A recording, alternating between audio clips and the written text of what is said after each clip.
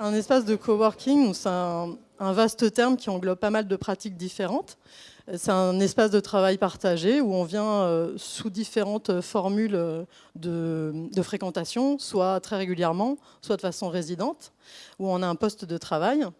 Et dans ces lieux, ce qui les caractérise, c'est qu'il y a une très grande dynamique de rencontres, d'animation. Donc, WOMA, c'est la contraction de Working Making, travailler et faire, puisque à l'origine, l'équipe des 7 personnes fondatrices, il y a essentiellement des architectes, des designers, et la motivation première a été de trouver un endroit où travailler un peu autrement ce que nous faisions au quotidien, avec un peu plus d'échanges sur un aspect de mise à jour aussi de formation, et puis un accès aussi à des machines à commande numériques.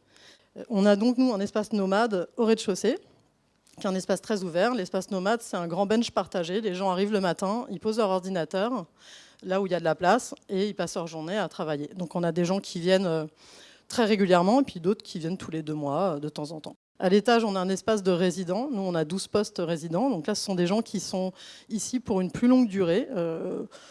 En moyenne, nous, on a plutôt 18 mois de pratique. Et un atelier. Et cet atelier, il est équipé essentiellement de machines à commande numérique. On a une fraiseuse numérique. Ensuite, on a une laser qui est le même principe, sauf qu'à la place d'avoir une fraiseuse au bout du portique, on a un laser. Et ensuite, on a des machines d'impression 3D. Toutes ces machines, elles permettent d'imaginer énormément de choses. Et de les avoir à côté, nous, ça nous permet de tout de suite de passer de l'idée à une mise à l'épreuve du projet et d'intégrer dans la conception assez rapidement la manière dont on va fabriquer et comment va être produit le produit ou le projet. Pour encourager les timorés à venir, on développe tout un programme de formation sur nos outils machines, mais aussi sur les méthodes de travail possibles dans ce type d'espace. La part du Fab Lab est très présente dans la plupart des espaces de coworking, à plus ou moins grande échelle. Vous êtes membre d'un collectif, vous pouvez nous en dire quelques mots ? Oui, alors au sein du collectif, c'est beaucoup plus large en termes de typologie d'espace. On a vraiment des espaces de coworking assez simples, nomades, résidents, qui fréquentent le lieu. On a des télécentres, donc là on est sur un autre type de public qui va être accueilli, qui s'adresse plus à des grands groupes. On a les Fab Labs, on a des hackerspaces qui sont un type de Fab Lab. Makerspace, c'est pareil, tous ces endroits où on fabrique des choses avec différents types de machines. En fait, c'est ce qui les différencie les uns des autres. Même des lieux de biohacking, comme la Paillasse aussi, qui là est vraiment sur de la biologie. C'est son sujet et c'est du coup le public qu'elle draine. Après, le lieu, aujourd'hui, il est beaucoup fréquenté, même si petit à petit les choses s'agrègent.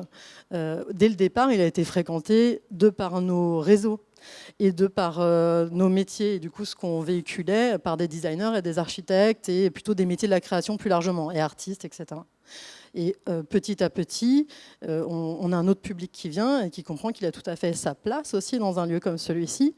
Ce qu'il faut voir, c'est qu'au sein de ces espaces-là, il y a aussi des opportunités de travail direct, puisque quand on est, nous, dans notre lieu, on a X personnes qui le fréquentent, essentiellement des publics de petites entreprises, différents statuts, auto-entrepreneurs, entreprises individuelles, etc.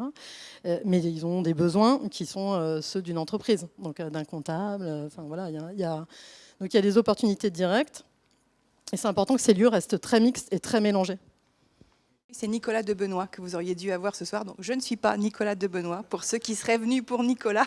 Mais on est dans la même équipe. On est dans cette équipe chez Steelcase qui s'appelle Workspace Futures, qui fait de la prospective et qui s'intéresse avec 15 autres collègues des disciplines sciences humaines, sociales, design, architecture et technologie à ce que sera le travail demain. Co-working, ça veut dire travailler avec.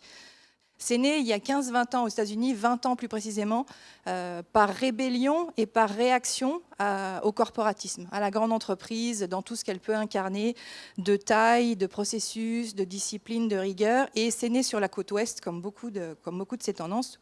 On est en train de se dire, 15-20 ans après les premiers espaces de coworking, on en est où ? Ça va où ? Et très clairement, on se pose cette question.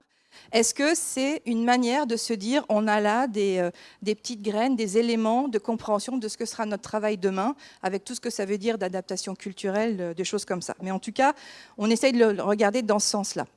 de cette réaction alternative en opposition à des valeurs traditionnelles conformistes, maintenant, vous et moi, on peut utiliser les espaces de coworking. D'ailleurs, nous, on le fait.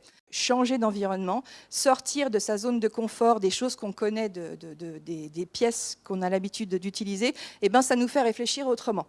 Les grandes entreprises s'y intéressent parce que de ce fait, c'est un concentré d'innovation, un concentré de pensée créative, parce qu'on sait qu'on va trouver là des gens qui sont plus autonomes. Ils organisent leurs horaires de manière très indépendante, ils produisent du résultat, et puis entre eux, ils ont plein d'idées. C'est un peu le principe de la ruche.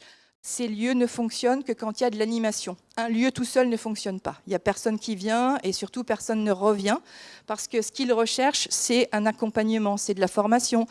Il y a vraiment une mouvance sociale, communautariste, de partage, d'appartenir à un groupe qu'on choisit. Dans l'entreprise, on ne choisit pas ses collègues, on ne choisit pas les gens à côté de qui on s'assoit. On peut éventuellement choisir différents endroits de la journée. Là, on peut choisir.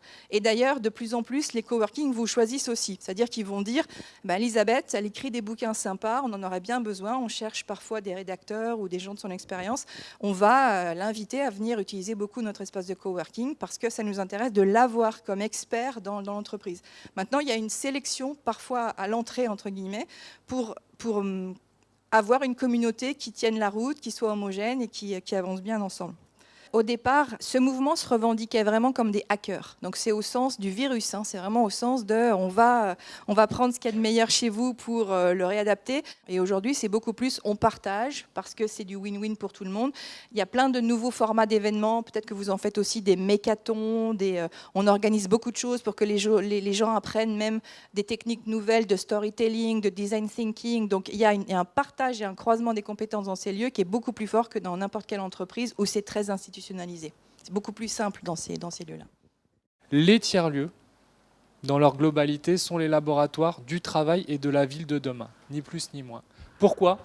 Parce qu'on y invente des nouveaux modes d'organisation du travail, on l'a vu, on est sur des modes de fabrication nouveaux, sur des modes d'organisation nouveaux, mais il faut voir aussi que ce sont des lieux qui inventent la ville. Toutes ces nouvelles pratiques, ces espaces de coworking, ces Fab Labs, l'économie sociale et solidaire, les Vélib, toutes ces pratiques d'économie collaborative, en fait, elles existent, elles sont en train de se transformer. On ne parle pas de smart grid, on ne parle pas de haute technologie, on parle juste de nouveaux usages, de nouvelles pratiques qui, peu à peu, autour de nous, sont en train de transformer complètement la façon dont la ville et le travail se forment. Et les tiers-lieux sont les lieux, finalement, un peu vitrines de tout ça. Vous allez retrouver les personnes en pointe sur ces sujets. Les personnes qui essayent de déchiffrer, d'inventer, même parfois sans le savoir, même souvent sans le savoir, ces nouveaux usages. Concrètement, le bureau, demain, qu'est-ce qu'il va devenir ? Sans doute un hub collaboratif où on ira parce qu'on aura envie d'y aller et pas parce qu'on aura l'obligation d'y aller. Mais ce qui est important, c'est ce qui se passe à l'intérieur, en fait. À l'intérieur, on voit qu'on a maintenant besoin de plus de collaboration, de transformer la façon dont on est organisé, des managements plus horizontaux, etc. Et c'est là où c'est intéressant de regarder ce qui se passe dans les coworking, qui sont par ADN, sur un mode horizontal, sur un mode collaboratif, où finalement il n'y a plus de hiérarchie, mais bien une notion de collaboration. Et donc, ce qui nous intéresse, c'est de se dire, finalement, ces modes de fonctionnement où on a des personnes, notamment des animateurs, ce qu'on appelle des concierges dans les espaces de coworking qui sont là pour apporter de la bienveillance, pour mettre en relation les personnes, tous ces fonctionnements qu'on trouve dans les coworking, finalement, c'est un petit peu la fonction RH de demain dans les entreprises. C'est la fonction du manager de demain qui est capable de finalement tirer le meilleur des personnes qui sont présentes dans un groupe pour les amener à construire ensemble, à faire des projets. C'est en cela qu'au-delà de la dimension spatiale, de la dimension innovante que représentent les coworking en termes d'usage de services, ils ont aussi un grand intérêt dans l'esprit organisation du travail. Je viens de réaliser qu'en fait, je fréquentais un espace de coworking depuis un certain temps, et qui était le bistrot à côté de l'agence. Et dans ce bistrot, finalement, on retrouve d'autres personnes qui viennent bosser. Le matin, prendre le petit déjeuner, il y en a chacun avec son ordinateur. Et effectivement, des personnes qui avaient des profils différents, on commence à discuter, tiens, qu'est-ce que tu fais, etc. Je sens que le bistrot peut devenir un élément important du réseau. Le terme tiers-lieu, il est issu du terme third place, qui a été défini par un sociologue qui s'appelle Ray Oldenburg il y a de cela 25 ans. Et pour lui, le tiers-lieu, quand il a défini le concept, c'était le pub anglais ou le bistrot parisien. On a eu une révolution numérique entre-temps et on a des attentes qui sont en train de changer. Et donc, finalement, on est dans la suite logique du bistrot pour son côté social, sauf qu'on y a plugué dessus des nouveaux usages qui sont numériques, pratiques, etc.